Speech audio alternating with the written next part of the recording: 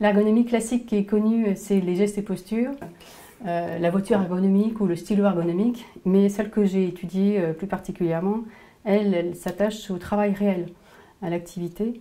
Et en fait, c'est de comprendre comment les personnes qui travaillent atteignent des objectifs qui leur sont fixés par la hiérarchie et puis par l'entreprise, avec les ressources qu'elles disposent et les contraintes auxquelles elle est confrontée.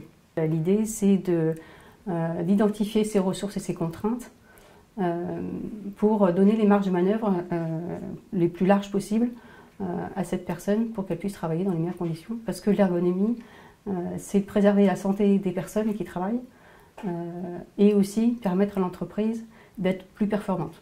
Chacun a une façon sa représentation sur son travail et l'ergonomie à ce niveau-là, elle apporte le fait d'être observé et le fait de discuter après du travail, de comment les gens travaillent, permet en fait de donner des clés de compréhension entre pairs et aussi entre hiérarchies. Et la mission qui m'a été demandée, elle est sur 2 plans. Le premier plan, donc c'est au niveau du service informatique et le Sono, une entité système réseau qui a été scindée entre ces 2 services-là et qui en fait doit travailler ensemble. Et ma mission, c'est d'aider à cette coopération entre ces 2 services au niveau du système réseau. Et ensuite, dans un deuxième temps, comme ces personnes ont été aussi, ces services et ces personnes ont été séparés physiquement des bureaux, et bien voir comment les remettre ensemble et leur permettre de travailler du coup en collaboration et en coopération ensemble.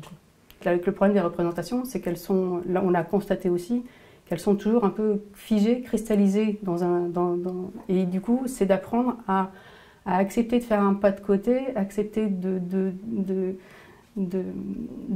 changer un peu ses représentations ou ses points de vue pour écouter celui de l'autre et de parler du travail tous ensemble. L'ergonome peut être là pour mettre en évidence ces différences et parler de ces différences et arriver à trouver quelque chose en commun pour pouvoir travailler mieux ensemble, quoi.